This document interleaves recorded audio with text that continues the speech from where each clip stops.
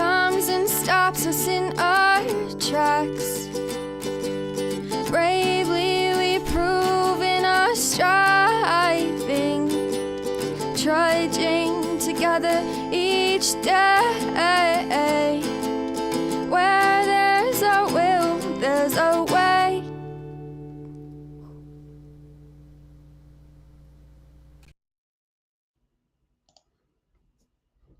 Good morning, everybody. Man, Good morning. our group is kicking butt, man. Love it. You know, it's funny though. Everybody else, like the daily reflection that I do here, everybody's all hearts and everything else. None of my stuff gets any hearts or likes in that group. I'm just fucking around. I think it's cool. I love it. I love it. Good day today. Good day. It's going to be a good day. Weirdo Queen, welcome. It's good to have you. It's good to have you. And I don't mind the 420. Doesn't bother me. I don't care. We're here for alcoholism and addiction, emotional. Can't see that one. No, they are on Instagram. You will not be able to see them. So it's an unfortunate side effect of what I do and how I do it. I would do it the way that other people do it, but then I wouldn't be able to interact. And part of what I do is interacting. So I have to do it this way for now. It's a little inconvenient, but it's the way that it goes. All right. And I think they kind of left anyway. So Instagram. Instagram's weird. So what are you on Instagram? What's your moniker? Trudging together.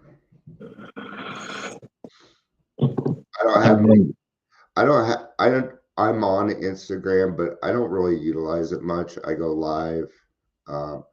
That's what I've been doing instead of Facebook because I don't have many people on there, and it's just to wake up. I don't use it otherwise. Did I already share there? Frickin' frack. Screw it. We'll just put it. If it ends up twice, they'll take care of it. I'll go back into the group and see if I put it twice. Okay. Because I have like 5 groups. Let's see. When I share, I put it into 5. I put it in Trudging Together, Dragon Flower Recovery, Raw Recovery, Overeaters Anonymous. All 3 of those are actually Trudging Together groups. Believe it or not. One is Al-Anon and the other one's Overeaters, Big Papa's Ranch. Together we can recovery and Take 12 Radio. And then when I podcast, I have another one, which is your group that I add on. So, Guten Morgen to people on Zossen YouTube. Where's the overlay? Okay. Welcome to the Daily Trudge. I'm done sharing. Wow, excuse me. That was a hell of a smoker's cough. If you're here, please say hello. It's not. I'm getting closer and closer. So I have a med to help me get off, or to help me quit smoking. But until I'm fully off this other med, I can't take it. I tried to quit at 10 milligrams. It didn't quite work. So now I'm at 5 milligrams of duloxetine for a few weeks. So I have no work today. It is so cool. I'm not gonna make any either. It's nice. It's nice. Yesterday was a great meeting, and yeah, we got our Thursday night meeting tonight. Still haven't found, because it's at 6, and then we voted to 5, and now I want it to be at 7 so another person can make. So I want Michelle to be able to make it. Michelle's a very good friend of mine. She has a lot to offer the group. There were a lot of people in Colorado that got turned off from AA, and I miss them. So I've been inviting them and creating a safe space so that I can at least see their face and love them, you know. So, but nobody's voting or saying anything on it in the group. So I'll just make the decision myself and move it. I voted. Well, what are we going to move it to? Because I got to change the template. I want to do it at 7 o'clock, or We Our can, 7 hour time? yeah, 7 our time, or even 6:30, because Michelle gets home at like I 5:30, know. and she walked. Yeah, so you know. We'll just make it 7. Okay, okay, It we're gonna makes go it a ahead. 9 o'clock East Coast meeting. Okay, well, and East Coast kind of used to that. Yeah, Right. something, and I think it's okay to put a meeting around a person. She's that important to AA. Just like, Daryl, I didn't stop bugging you either. I've been bugging you for years about little things. I'm like, hey, I'm doing this. You're like, well, what's it look like? I'm like, it's not ready yet, so I'll let you know. And then Uh, just like, you know what? You'd make a good fucking sponsor, Dion. I'm like, so I asked you. That was like, I don't know, 3-4 months ago now. I don't remember. Um, but yeah, today we're going to get into emotional sobriety. I think it's, I'm seeing a lot of people out there that are trying a lot of different ways before they try, and which is very liable. There's actually some other great programs out there. Um, you know, we we go through certain. What's the best way to put all? So we have different types of sobriety, and I will emotionally relapse before I physically relapse. But emotional sobriety is not about that. It is understanding some of your triggers, but it's understanding. Yeah, well, let's get to it. What emotional sobriety comes down to is not using other people for your own emotions to make you happy, or to say, well, that person did this and it made me mad, so therefore I went out and drank. Allowing others to have control over our emotions, or manipulating people to the point where, you know, they feel like they're walking around on eggshells or being held hostage in their own house. That's what it's like. See my you, shirt? Keep you all don't my think it can be self-induced? a database. Yep. All right. My niece gave me this shirt. All right. The next frontier, emotional sobriety, January 1958. This article is the substance of a letter Bill wrote to a close friend who also had troublesome depressions. I think that many Ulsters who have put our AA booze cure to severe but successful tests still find they often lack emotional sobriety. Perhaps they will be the spearhead for the next major development in AA, the development of much more real maturity and balance, which is to say, humility in all our relations with ourselves, with our fellows, and with God. Before I forget, I'm gonna be chairing the Monday meeting at Vitality starting on Monday. I told him I tried a couple times, see how it went, and then before I commit. So, but I might start doing Mondays. Those adolescent urges, so many of us for top approval, perfect security, and perfect romances, urges quite appropriate to the age of 17, proved to be an impossible way of life when we're at the age of 47 or 57. Now, good morning, Ingrid. Good to see you. Morning, Hey, Ingrid. or before noon. That's progress for Ingrid and I, and Daryl lately. But his is different. Yeah. Is your sleep getting better, dude? I hope. You Wasn't look like, last night. no? Okay. You seem a little Oh bit no, more the aware cat was today. Or climbing you the just, walls, man. They okay. give her this pain med that stays in her system for 4 days, and quite literally, I put it in. I put it in chat.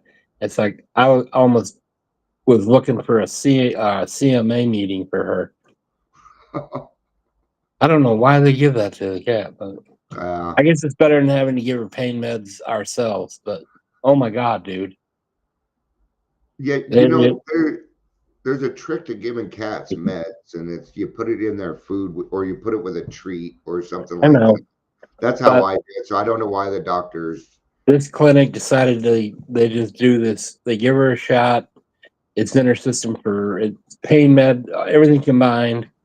It's in her system for 4 days, but she warned us. She goes, she's not going to be lethargic like you would think because just coming out of an operation, she's going to be more energetic. She's gonna have Well, disease. that term doesn't work either because whatever is above energetic, Yeah. So anyway, Make actually sure had that about your a half an hour TV, of sleep. I actually make sure did your crash. TV is that she can't, I've lost several TVs. All right. So Yeah. this part that we were reading, sorry, I went a little off topic there, everyone, but so Sorry. I started drinking. You shouldn't be. I'm the one that asked. I started drinking at 13.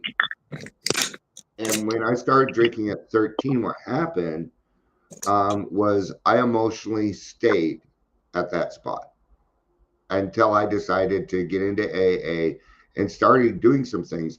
And so we were emotionally stunted as soon as that drinking started. Um, and that's why we have these adolescent urges. A lot of us, I know for me, I never really had a childhood. You know, I didn't grow up in the same house as my brothers and sisters. It was the same physical location, but it wasn't the same. When I'm 30, 33, you can't really throw yourself on the ground and whine like a little baby to get what you want anymore. No, no, they will put you in an insane asylum doing things like that. So, all right, I'll put it over to chat. Sometimes you might be chatting and sometimes it may not work. I just noticed we have a couple of people. So since AA began, I've taken immense wallops in all these areas because of my failure to grow up emotionally and spiritually. My God, how painful it is to keep demanding the impossible, and how very painful to discover finally that all along we have had the cart before the horse. Then comes the final agony of seeing how awfully wrong we have been, but still finding ourselves unable to get off the emotional merry-go-round. Leisure, good to see you, brother. Leisure, what's up, man? Good to see you, brother. The final agony is seeing how awfully wrong we have been. And I kind of feel like that's the beginning of sobriety. I was very wrong at the beginning of sobriety. I mean, I was wrong about everything. But sometimes we get into this program, we're doing really well, and there's changes, but there's parts that won't. We're able to let go of it, but it won't let go of us. Mine was depression and PTSD. That's what mine was. And I had to use this. I had to use this to get there, part of it anyway.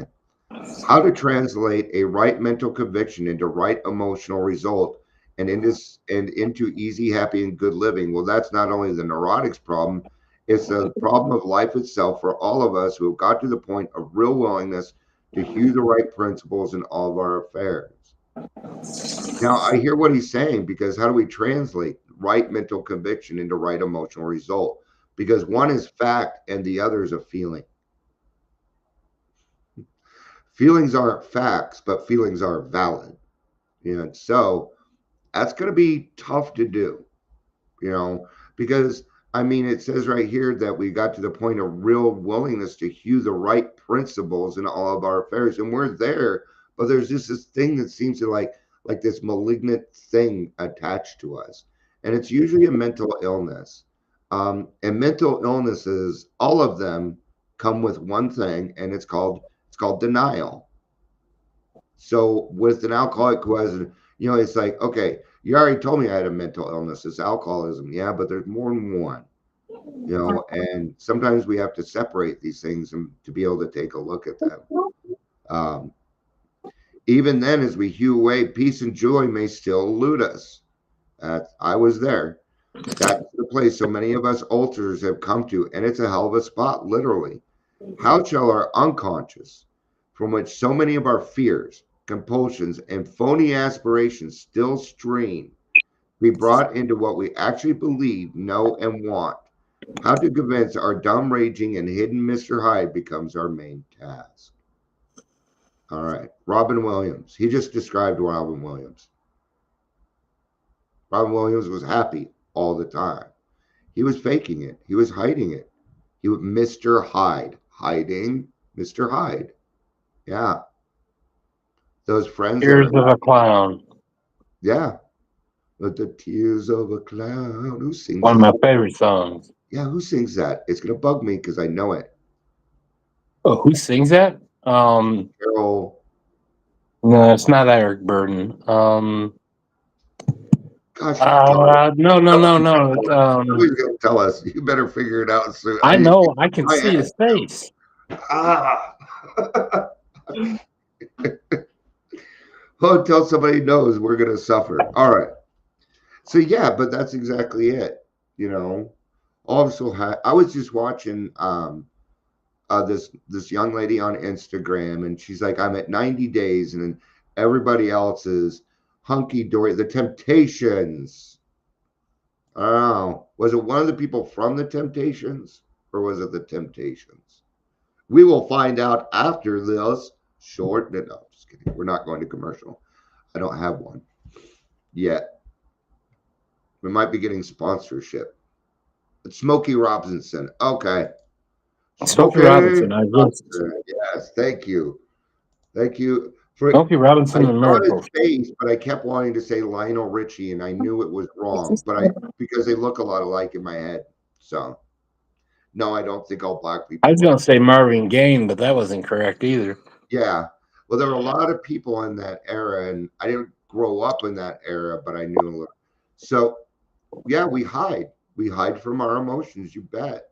Especially depression. We want other people to know that we're making progress too. And the hard part is you'll see other people making progress and you may not. You know, we have what's called litter mates, but we all recover at different levels in different ways. So be nice to yourself. But this young lady was saying about her at her 90 days, she just wasn't feeling it, but she's not going to meetings. And so, because I brought up, hey, try some meetings and get some fellowship, because I think it would help her. And she's like, they're not available out here. So I'm like, Zoom, we can do Zoom, but I tell you now, they're not going to do it. See, they have something in mind already, and they're going to follow that path because they think it's right. They want to come on, but I appreciate the fact that she's saying no, not everything's all right. She at least has a chance at getting it done then, even if it's because she said that she was going to try therapy first. And I was going to say, well, therapist's just going to tell you to go AA. But I'm like, well, she's going to do that. Then why do I need to say it? Right? Why do I need to push it more, if that makes sense? Right? I shouldn't bet. She wants it, then she'll reach out. And I'm praying for her. I hope she does make it, even if it's not AA. But if we could be honest about that, yeah, I'm sad, man. I'm sad, and I have no reason to be sad. Yeah, it happens to me. I've recently become to believe that this can be achieved. It can be achieved. So I'm here. And I learned it from this. And I will let you know, just before I move on, it says the next frontier, emotional sobriety. And it says, I think this might be the spearhead. I didn't hear about this till about 5 years ago. I'm going to let you know now. I never even heard of this till 5 years ago. So it was not the major spearhead. And now AA has become kind of emotional sobriety, which I think is great. I think it's great because we got to get down to this shit. But what it's done, I've noticed this, there's more women coming into the program and staying than there are men because of the emotional sobriety. I don't know if that's it. I'm just trying to connect dots. But it is something I've noticed. There's a lot more women coming into the program than men. I believe so because I see many benighted folks like you and me commencing to get real results. Last autumn, depression, having no really rational cause at all, almost took me to the cleaners.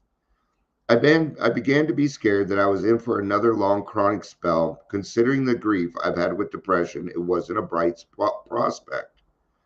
I kept asking myself, why can't the 12 steps work to release depression?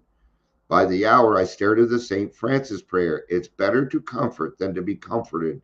Here was the formula, all right, but why didn't it work? Suddenly, I realized, just making sure that I'm saying hi to people as they come in. We got a couple people. Hi, Amber. I know you're here because it's 11:14 and you're on lunch. I like to people. I do that so that you know that I think of you people quite often. All right. But why didn't it work? Suddenly, I realized what the matter was. My basic flaw had always been dependence, almost absolute dependence on people or circumstances to supply me with prestige, security, and the like. Okay. Yeah. It came down to that I had to be responsible for my actions and my emotions. I needed that. I needed that. Um, and I had to be accountable for those. But first I had to realize what they were. And beyond that, because I had PTSD, I also had to start becoming responsible for my triggers. See, now the really, it's owning them more than it is taking responsibility. It's just a nice way. But if you own them, then nobody else can have them. Okay. Think of your emotions like your higher power. You're going to let somebody else have your higher power? No? Then don't let them have your emotions either. Or you can take your emotions and use them appropriately to advocate for what it is that you need or want and whatever it is that you're going for. But I, yeah, using my emotions appropriately there you was the learning part. it took me a minute. Laughing when you shouldn't be laughing at something and blah blah blah type crap. Yeah. Yeah. Laughing at things that just shouldn't be laughed at. Absolutely. Right. Yeah. Because then it's like, when I do that, then I'm making myself feel superior over that person. Not only that, it's like you can actually hurt somebody. I mean, Yeah, you can. Words fucking hurt, man. well, I'll tell you how. I have a friend that was in the club that I was with just recently, and he Okay. has a terminal illness. Okay. And he said something about because he's doing infusions, all kinds of different. Anyway, he had a post up there, and I wanted to put the icon "I care," and the icon right next to it is the laughing emoji. And I Oh, accidentally hit that and didn't notice. And he literally blasted me on Facebook and called me all kinds of names because that's how he yeah. took it. Yeah. I had to go back in there and change it, and well, I didn't even know I did it. Yeah. You were That's how carrying. Yeah. powerful it is, though. I think they need to separate those because I do it quite often too. But yeah, and that's a bummer. That's a bummer. But it just I hope it proved. worked out. Oh yeah, I Okay. corrected it. I messaged him, told him that was inadvertent and I didn't know, blah blah blah, and he took the post down. But I mean, he put my Facebook page on a post and called me out publicly because he took it that way, took it so harshly. Yeah. So yes, I'd our probably, words I'd probably, are powerful. yeah. But here's the thing. I mean, if you did that to me, I'd probably ask you first because I know you're not that Oh, I person. understand, but he's also going through some stuff, and that's the And thing. not We don't know what people are going through. okay, yeah, he needs so what you're saying is sometimes we need to just not take it personally, give a little bit more love and tolerance because somebody's going through something. Now I hear what you're saying. Okay. Yeah. It's just that our words can just be so, depending on your headspace. I Yeah. might say something that's funny to everybody else in the world, and it could send you crashing. Yeah. Yep. Yeah, just like when people are like, I love my father, I miss my father, it always kind of triggers me because I didn't have a father. Well, I had fathers. They literally said, I don't want to be in your life. So, yeah, people go through things. But is it for me to say, well, some of us don't have a father? Now I need to allow them to be able to enjoy that and not bring my sadness into that. Very much leisure. Leisure, since you're here, I'm gonna get rid of Instagram because you're the only reason I'm using Instagram. You're the only reason, dude. Otherwise, I don't give a fuck. I I love couldn't my even find you on Instagram. I yeah, looked. I love what about Instagram? I said I couldn't even find you. I put in Happy Trudger and I know on a trudging, that's the noon meeting, trudging together. Trudging Together is your Instagram? Yep. Oh, okay, that's fine. Yeah. I'll send you however you do it. Yeah, just whatever, that's fine. Yeah. I'm not I'm not really on it. So I know, it's getting rid just of a curiosity thing to me because I wanted to be able to see what other people are seeing. Yeah. I'm sure I'll be, I'm just using it for business right. So last autumn, depression having no really rational cause almost took me to the cleaners. I began to be scared I was in for another long chronic spell, considering the grief I've had with depressions. It wasn't a bright prospect. Oh, I was way past that. Failing to get these things according to my perfectionist dreams and specifications, I had fought for them, and when defeat came, so did my depression. There wasn't a chance of making the outgoing love of St. Francis a workable and joyous way of life until these fatal and almost absolute dependencies were cut away. Because I had over the years undergone a little spiritual development, the absolute quality of these frightful dependencies had never before been so starkly revealed.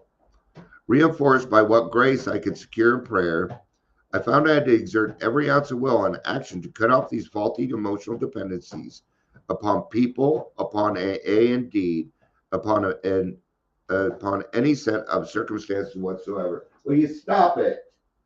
Jesus. Glazier, find me on Facebook and send me a friend request. Sorry. I can't type it, so the I only thing I know, can do. but we could do that after this. Then only could I be free to love as Francis had. Emotional and instinctual satisfactions I saw were really the extra dividends of having love, offering love, and expressing a love appropriate to each relation of life. Now, you can tell my sponsor read this book with me because there's a little thing under you marked it, fucker. And there it was for me. And you had brought this up earlier. And that's why I was like, yeah, that's it. Oh, I know you're not on Facebook. You need to do a 4-step on Facebook. I'm kidding, Lisa. You're close. The extra dividends of having offering love and expressing a love appropriate to each relation in life. And that's what it was for me. I was like, oh, and this isn't anything sexual. I was loving inappropriately. And that's what it kind of came down to. Um, I really had to get to the point where I had to just let other people be who they are. And once I did that, I mean, it really helped. Oh, that person needs to go to AA. Oh no, no, and making these quick snap judgments and things. So, what are we at? 28 minutes. Good. We still got time. It's funny because this page is actually literally coming out, and it's the only page. Plainly, I could not avail myself of God's love until I was able to offer it back to Him by loving others as He would have me, and that being God. And I couldn't do that so long as I was victimized by false dependencies. So, emotional sobriety for me is unconditional love.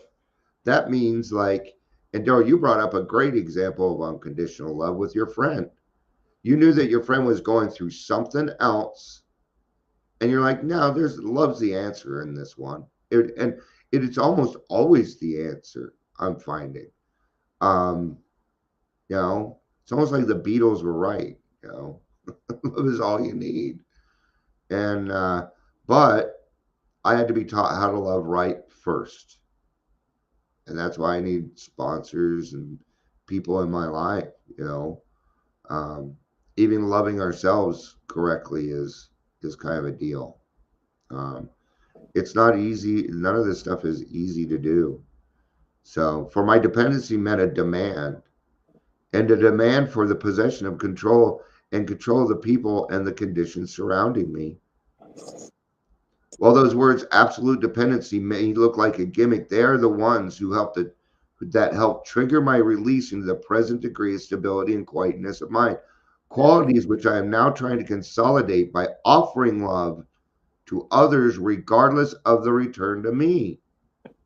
Yeah. Yeah, we can't. Even yesterday when I was, you know, because I work with something called reasonable expectations, but you can't even have those in that. And really, you know, I don't know how much better to put it than what Daryl said on we don't know what other people are going through. You don't know. And it may be something really, it may be something you'd never want to deal with. Um, this seems to be the primary healing circuit and outgoing love of God's creation and his people, by means of which we avail ourselves of his love for us. It is most clear that the real current can't flow until our paralyzing dependencies are broken and broken at depth. Only then can we possibly have a glimmer of what adult love really is. Yeah, adult I love. cannot meet somebody where they're at if I don't know where they're at. Bingo, bingo, or who else does it? They're all bingo. Yeah, I think it's Deadpool. I don't remember. Yeah, you're absolutely right. Until I know And that. and if I don't have my emotional sobriety in place, then I'm not going to find where they are. Correct. Wow. And kind of like we can't be honest with others until we're honest with ourselves. And once you can get to that place, then you're comfortable with yourself and you can approach those people because you do know where they're at and you've been there and you've healed from it. Absolutely. Spiritual calculus, you say, not a bit of it. Watch any AA of 6 months working on a new 12-step case. If the case says the devil with you, the 12th stepper only smiles and turns to another case. He doesn't feel frustrated or rejected. If his next case responds and in turn starts to give love and attention to other alcoholics, yet gives none back to him, the sponsor is happy about it anyway. He still doesn't feel rejected. Instead, he rejoices that his one-time prospect is sober and happy. That's unconditional love. Yeah. I don't mind being a bouncing board to your actual sponsor. I don't mind. It does that if that's what I was supposed to do in that part, then that's what I'll do. I think it's great. Um, I will, yeah. If you even fight Dion, I'm gonna fire you. I think I found a better sponsor for me. Great, awesome. That's okay. Um, and if his next fallen case turns out later in time to be his best friend or romance, okay, we're pushing it, then the sponsor is most joyful. But he well knows that his happiness is a byproduct, the extra dividend of giving without any demand for a return. So see, happiness. Happiness is a dividend for doing it correctly, knowing that it was right. And instead of feeling that pit in your stomach, you feel happy about it. Yeah. The really stabilizing thing for him was having and offering love to that strange drunk on his doorstep. That was Francis at work, powerful and practical, minus dependency and minus demand. You know what I kind of figured? I just stopped trying to make my life convenient. I don't do that anymore. Anytime I try and make my life more convenient, then I start getting into demands. That's when well, no, I need this so that my life is more convenient. And it doesn't work. What happens, I just get angry because people don't do what I want them to do. And it's so much easier not having to worry about what everybody else is doing. It helps me focus on what I can do and what am I going to do today to make the world a better place? That's just seeking the easier, softer way. Oh yeah, absolutely it is. If I'm trying to make my life more convenient, then I am in self-will run riot. Yep, absolutely. Ah, There's nothing convenient about recovery. no, there's not. But that's what makes it so worth it.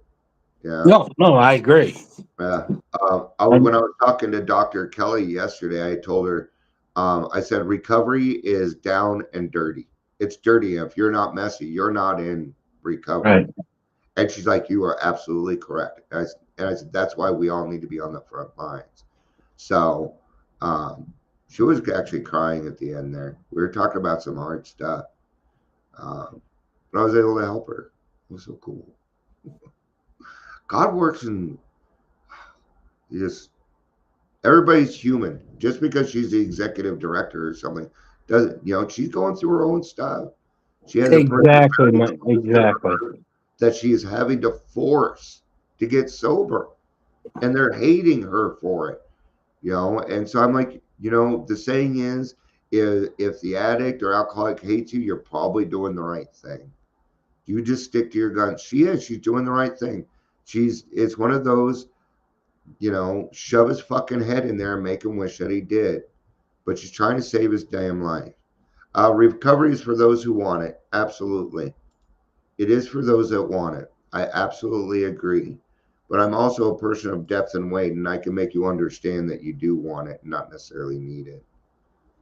So we can make that switch, but it's done with love and tolerance. No? Okay. You watch a 12 stepper when you make them realize that they're hurting the people that they love most in their life. And that'll start to change. It may not happen then, but it's the number one way to get sober, I found. I don't do wet. I don't take somebody who is actively participating in our disease. Oh, this is going to be Um, a detox. Yeah. I mean, that's I'm not. just saying, yeah, it's like that's why the book talks about when you're trying to find somebody to work with, Mm-hmm. to catch them the next morning when they're feeling like shit. So 12 step call, you take them to detox, and then you come back to about 24 hours later. Yep. That's usually the best part because now the hooch is out of them. They're shaking, and now they're in despair, and that's when we get them. Yep. So I apologize if it came off a different way, but that is the best. No, it came off that way. Okay. I was just reiterating. In the first 6 months of my own sobriety, I worked hard with many alcoholics. Not one responded. Yet this work kept me sober. It wasn't a question of these alcoholics giving me anything. My stability came out of trying to give, not out of demanding that I receive. Thus, I think it can work out with emotional sobriety.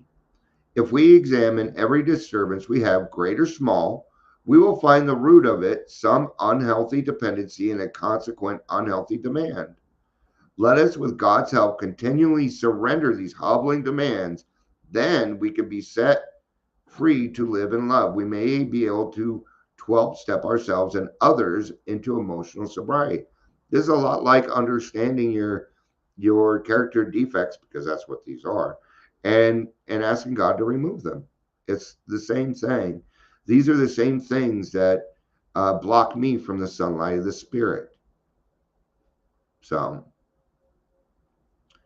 of course, I haven't offered you a really new idea, only a gimmick that has started to unhook several of my own hexes at depth. Nowadays, my brain no longer races compulsively to either elation, grandiosity, or depression. I have been given a quiet place in bright sunshine. I love that last line. Yeah, that's kind of how I feel. Um, I went. Now I get to sit in the sunshine, man, and just kind of. I don't want to say relax in it because recovery is not. I mean, there's serenity, but I don't know about relaxing. So, 25 minutes till the noon meeting. So, got anything you want to add to that? No, man, that was a good one.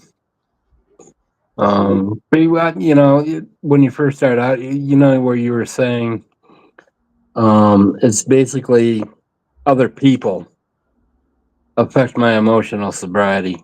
Yeah, But I think it can also be very much self-inflicted. yeah. I mean, we're the ultimate what ifers. So yeah, you know, Well, I still do that. I can still do that stone cold sober. It's like yeah, I can get into whatever rut or whatever the case may be, and emotionally I can be like day one yeah, or just before day one, make it even worse. yeah. I'm still capable of going there and Oh, have. absolutely. Yeah. We don't, you know, alcohol, well, that just comes back to the, sober horse thief. Now we're Yep. just better at beating up on ourselves. We're Yep. more clear minded to be able to do that. And that's why we say that alcohol isn't the problem, it's this. This is a It fucking is. problem. And it's trying to fucking kill me at all times. Well, Well, no, the physical addiction is there and always will be there. Um, but it's not. It doesn't have to dominate my life anymore. correct. That's right. That's right. And I'll always have alcoholism. That Recovered, never cured. Yeah, yeah. I'll always have depression. I will always have PTSD. I will always have anxiety. But what I do have, I will always be human. yeah, there you go. But what I have is a great set of tools to help me with those things. And now I get to pass it on to other people. And that's where it really starts to happen for me. Um, I'm addicted to helping other people. Maybe that should It's be a one. healthier addiction than the other. Yeah. All right, let's see what leisure says, and then we'll wrap up. The difference now is I can at least recognize when my mind goes in that direction. That's right. Yeah. Now there's this recognition, this accountability. As long as I am in fit spiritual condition, I can recognize There, it. there's the key. Yeah. And so make sure. Catching myself can be like trying to nail Jello to a wall as well. Oh, nailing Jello to the wall. That's awesome. All right. Thank you, everybody, for being here. Leisure, thanks for staying. Thanks, everybody. Love you. Find me on Instagram, Leisure. He's under the leisure man. Oh, I'll find him. Yep. I'm gonna hunt you down. Yeah, he got time.